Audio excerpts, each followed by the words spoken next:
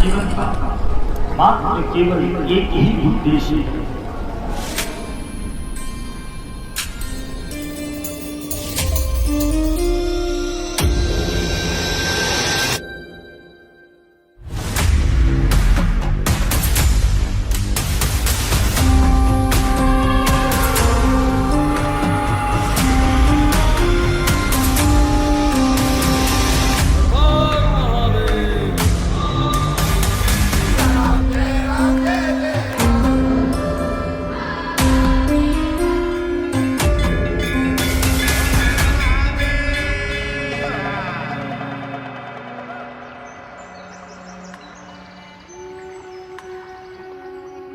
भारत की सांस्कृतिक विरासत और परंपराओं ने विश्व को अचंभित कर देने वाला इतिहास रचा है। महाकुंभ 2025 ने विश्व को सनातन की विशालता और इसके विराट स्वरूप से परिचित कराया है। प्रयागराज की पावन धरती पर 66 करोड़ से अधिक श्रद्धालुओं का समागम मानव इतिहास में अब तक का सबसे विशाल जनसमूह एक स्थान पर एकत्र हुआ है।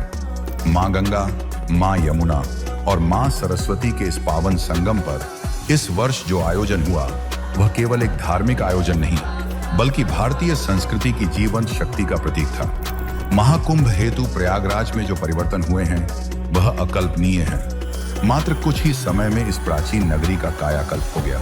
नए पुल, चौड़ी सड़कें और आधुनिक टेंट सिटी जहां हर सुविधा उपलब्ध थी।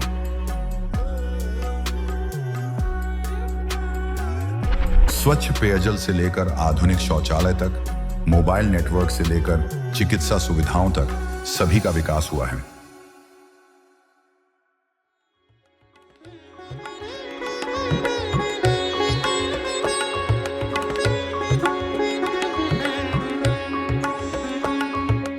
विश्व भर से आए श्रद्धालुओं ने इस अद्भुत आयोजन का हिस्सा बनकर अपने जीवन को धन्य किया। जापान से लेकर अमेरिका तक, रूस से लेकर ऑस्ट्रेलिया तक अनेक देशों के नागरिक यहां सनातन की महिमा से प्रभावित हुए। इस महाकुंभ ने अर्थव्यवस्था को भी नई ऊर्जा दी है। विशेषज्ञों के अनुसार 3 लाख करोड़ रुपए का प्रत्यक्ष आर्थिक प्रभाव महाकुंभ से हुआ है। डेली का 50-60 हज़ार रुपया हो जाता है भैया। 5 से 7 10 से 15 हज़ार रुपये डेली कमाते हैं।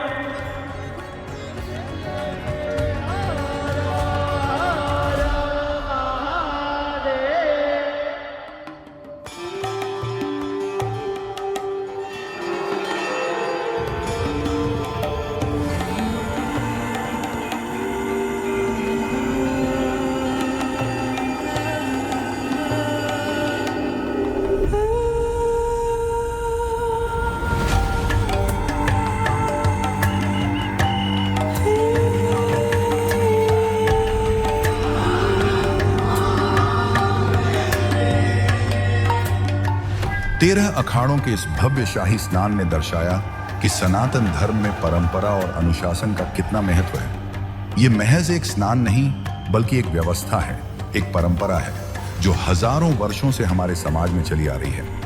अखाड़ों की परंपराओं ने जहां संपूर्ण वातावरण भक्तिमय बनाया, वहीं दूसरी ओर प्रशासन की सुचारू व्यवस्थाओं ने लोगों को आश्चर्यचकित कर दिया।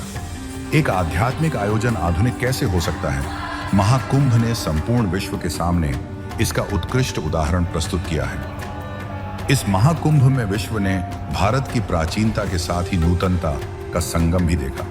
विशाल संख्या में आने वाले श्रद्धालुओं के बिछड़ जाने की संभावना को देखते हुए डिजिटल तकनीक से युक्त खोया पाया केंद्र बनाए गए, जिन्होंने 50,000 से अधिक लोगों को उनके परिवार से मिलाया।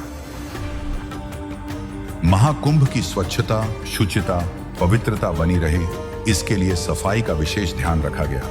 हजारों सफाई कर्मियों ने सेवा भाव के साथ संपूर्ण मेला क्षेत्र को स्वच्छ रखा।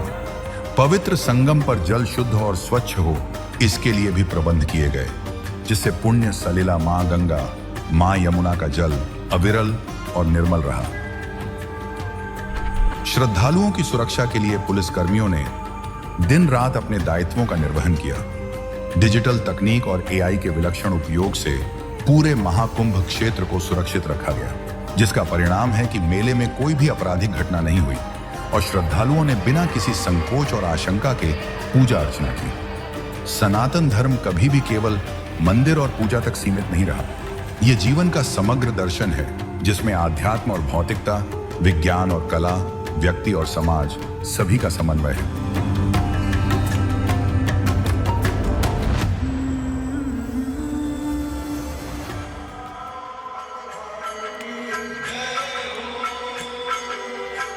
जब संगम पर मां गंगा, मां यमुना और मां सरस्वती के संगम पर आरती होती है तो यह केवल एक धार्मिक कृत्य नहीं बल्कि प्रकृति के प्रति कृतज्ञता का प्रदर्शन भी होता है। संगम की यही विशेषता है, यहां सभी भेदभाव मिट जाते हैं। अमीर गरीब, ऊंच नीच, देशी विदेशी सभी एक ही भाव से मां गंगा के जल में डुबकी लगाते हैं। यह एकता ही सनातन की सबसे बड़ी शक्ति है। महाकुंभ 2025 ने सिद्ध कर दिया है कि जब सनातन की परंपराएं समृद्ध होती हैं तो समाज का हर पहलू विकसित होता है। आध्यात्मिक उन्नति के साथ ही आर्थिक विकास, सांस्कृतिक पुनरुत्थान और देश की प्रतिष्ठा सब एक साथ आगे बढ़ते हैं।